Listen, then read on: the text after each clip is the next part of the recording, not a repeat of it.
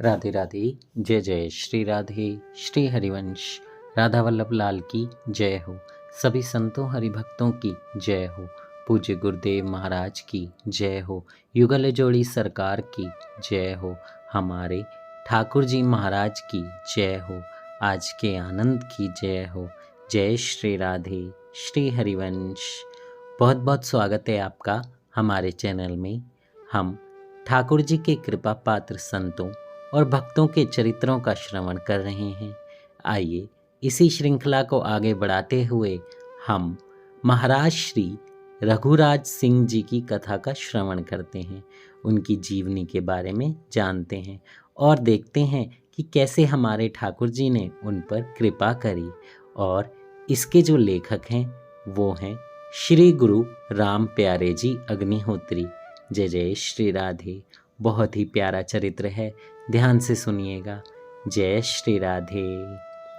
ये वे प्राणी धन्य हैं जो समृद्धि और ऐश्वर्य की गोद में पलकर एक पल के लिए भी भगवान को नहीं भूलते। राज सुख भले ही छोड़ देना पड़े, जंगल में वैराग्य लेकर भले ही भटकना पड़े, घर घर घूमकर भीख ही क्यों ना मांगनी पड़े, पर राम नाम का विस्मरण उनके लिए मरण के दारुण दुख से भी भयंकर होता है। रीवा राज्याधीश्वर महाराज रघुराज सिंह की आदर्श भक्ति और परायणता से यह सिद्ध हो जाता है कि उन्होंने राम और कृष्ण के यशोगान के सामने इस लोक के वैभव और भोग को तुच्छ समझा।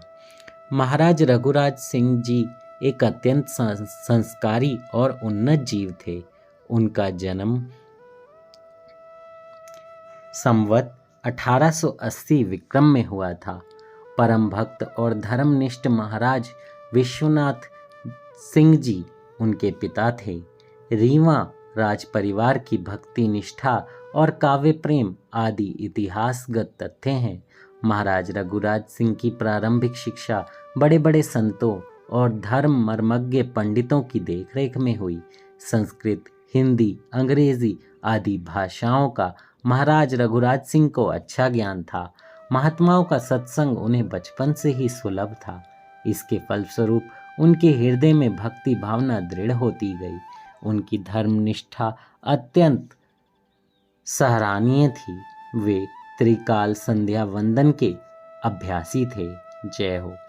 इसलिए हमारे संत जन, हमारे गुरुदेव, सभी जितने भी बड़े बड़े ठाकुर जी के कृपा पात्र भक्त हुए हैं, उन्होंने यही कहा है कि हमें अपने बच्चों को इस सनातन संस्कृति के, इस सनातन धर्म के अच्छे मार्ग पर उन्हें चलाना चाहिए।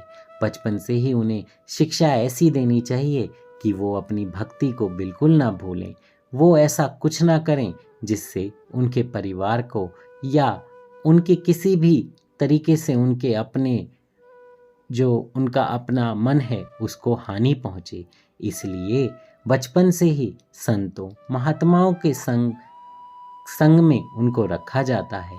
इसलिए आज भी लोग गुरुकुल में अपने बच्चों को भेजते हैं पढ़ने के लिए, क्योंकि वहाँ पर जो पढ़ाया जाता है, समझाया जाता है, बताया जाता है, उसमें भगवान के एक नाम की यानी भगवान के बारे में बताना एक बहुत ही ज़रूरी विषय है, ताकि हमारा जो इतिहास है वो कहीं भी खोए नहीं। बच्चे उसके बारे में ज़रूर जानें। आप भी कोशिश कीजिए कि अपने बच्चों को गुरुकुल के किसी भी तरह के गुरुकुल में ज़रूर पाठ दिलवाएं, ज़रूर उनकी शिक्षा करवाएं, ताकि वो हमारे सनातन धर्म के बारे में ज़रूर जानें। जय हो। जय श्री राधे। और उनके भक्तिपूर्ण हृदय में भगवान के ऐश्वर्य के लिए भी स्थान था। उनके पूजा पात्र ही केवल 5 लाख रुपए के सोने से बने हुए थे। वे बिना 1000 गायत्री का मंत्र जप किए जल तक ग्रहण नहीं करते थे। अपने राज्य में 101 भगवान के मंदिरों का निर्माण कराकर उन्होंने राग भोग के लिए लाखों की संपत्ति लगा दी थी। उन्होंने भारत के अनेक प्रसिद्ध तीर्थों का पैदल भ्रमण किया था। उन तीर्थों में देवालय बनवाए और दान पात्र दिए। रीवा में लक्ष्मण बाग नामक एक विशाल आश्रम की स्थापना करके उसमें वैष्णव महात्मा श्री मुकुंदाचार्य जी महाराज को राजगुरु के पद पर प्रतिष्ठित किया और उनसे मंत्र ग्रहण किया। जय हो। उसके बाद महाराज रघुराज सिंह जी ने तीर्थ यात्रा आरंभ करी। उदयपुर होते हुए पुष्कर क्षेत्र में उन्होंने 21 हाथियों का दान किया। द्वारका में लाखों की संपत्ति धर्म कार्य में लगाई। मथुरा में असंख्य धनराशि का सदुपयोग करके स्वर्ण तुला दान किया। उसके बाद उन्होंने काशी में मणिकर्णिका घाट पर भी स्वर्ण तुला दान की संपादन किया था। दूसरी तीर्थ यात्रा फिर उन्होंने शुरू करी। जगन्नाथपुरी में भगवान के मंदिर के सामने पहुंचते ही पट अपने आप बंद हो गए। महाराज रघुराज सिंह जी ने विरहाभिभूत होकर जगदीश शतक की रचना करी। रचना पूरी होते ही पट खुल गए। महाराज रघुराज सिंह जी ने भगवान की उस पवित्र लीला स्थली में रीवा क्षेत्र की स्थापना करी। उन्होंने अपने राजत्व काल में अनेक विद्वान ब्राह्मणों से महायज्ञों का अनुष्ठान भी कराया। उन्होंने वाजपेय और अग्निहोत्र यज्ञ भी कराए थे। महाराज रघुराज सिंह जी महान कवि और कलाकार और भगवत भक्त थे। कविता तो उनकी पैतृक संपत्ति ही थी। हिंदी और संस्कृत दोनों भाषाओं का उन्हें पूर्ण ज्ञान था। उन्होंने भगवान श्री राम और श्री कृष्ण की परम पवित्र कथा लिखने में अपनी कवित्व शक्ति का सदुपयोग किया। भाषा में श्रीमद् भागवत का अनुवाद किया। भगवान श्री कृष्ण उनके उपास्य थे। भगवान श्री राम में भी उनकी महती निष्ठा थी। वे उनका दास्य भाव से भजन करते थे। उनके विद्यागुरु रामानुज दास जी थे, जो जीवन के अंतिम दिनों में अयोध्या में रहते थे। गुरु की प्रसन्नता के लिए उन्होंने राम स्वयंवर ग्रंथ के रूप में भगवान श्री राम की पवित्र कथा का गान किया है। उन्होंने एक स्थल पर स्वयं कहा है, मुझे ऐसा लगता है कि इस असार संसार में राम से बढ़कर कोई दूसरा कृपालु नहीं है। उनका स्पष्ट कथन है कि मैंने राम स्वयंवर ग्रंथ की रचना नहीं करी, भगवान राम ने स्वयं इसकी रचना करी है। उनका वचन है, जय हो। ये जो लाइन है ये उनकी लिखी हुई है। मैं सिर्फ और सिर्फ इसका अनुवाद कर रहा हूँ। अगर मुझसे कुछ गलती हो जाए तो क्षमा कीजिएगा।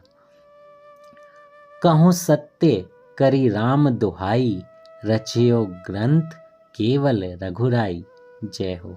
उन्होंने स्वीकार किया है कि एक बार वे काशी नरेश के रामनगर की रामलीला से बहुत प्रभावित हुए। उन्हीं की अनुप्रेरणा से रघुराज सिंह जी ने राम स्वयंवर ग्रंथ लिखा। पूरे ग्रंथ का सार उन्होंने केवल राम सुजस जग पावन उक्ति में ही भर दिया है। उन्होंने रुक्मणी परिणय, भक्ति विलास, राम रसिकावली, भक्तमाल आदि ग्रंथों की रचना की है। वे वैष्णव मतावलंबी ही नहीं, वैष्णव मत के प्रचारक भी थे। भक्त होने के साथ ही साथ वे एक जनप्रिय प्रजापालक शासक भी थे। वे विद्वानों के आश्रयदाता थे। नित्य सायंकाल राजकार्य से अवकाश ग्रहण कर अपने अमूल्य समय का सदुपयोग भगवत चर्चा और पौराणिक कथा श्रवण आदि में करते थे। जय हो। संवत 1936 में उनका देहावसान हो गया। मृत्यु से 5 साल पहले ही उन्होंने राज प्रबंध से हाथ खींच लिया था। जय श्री राधे। देखिए, कोई ज़्यादा उम्र भी नहीं है। 1880 से 1936 तक 56 साल में ही उन्होंने कितना कुछ किया, कितनी यात्राएं करी, ग्रंथ लिखे, रचना करी। कैसे हुआ ये सब? सब प्रभु की कृपा से हुआ, प्रभु के नाम से हुआ। जब जब आप प्रभु को पुकारते हैं, आप अच्छे मार्ग पर चलते हैं, तो प्रभु आपके साथ होते हैं। 2 कदम आप प्रभु की तरफ बढ़ाइए, प्रभु आपका हाथ खुद ही पकड़ लेंगे। वो आपको गलत दिशा में जाने ही नहीं देंगे। लेकिन हम सब माया से ऐसे घिरे हैं कि प्रभु का हाथ तो पकड़ते ही नहीं। इसलिए जल्दी से जल्दी प्रभु का हाथ पकड़िए, उनको पुकारिए, उनको बुलाइए और उन्हीं के हो जाइए। जय जय श्री राधे। कथा कहने में मुझसे कोई त्रुटि हुई हो तो मुझे क्षमा कीजिएगा। और इस कथा के माध्यम से हमें यही सीखने को मिला कि अगर हम प्रभु के बताए मार्ग पर चलेंगे तो रिद्धि सिद्धि तो सब आएगी ही, साथ में ऐश्वर्य भी आएगा। और वो ऐश्वर्य भी किसका? प्रभु के नाम का। तो आप प्रभु के नाम को गाते जाइए, अपने नाम को छुपाते जाइए, प्रभु ही आपके नाम का बखान कर देंगे। जय श्री राधे। श्री हरिवंश। राधा वल्लभ लाल की जय हो। जय श्री राधे।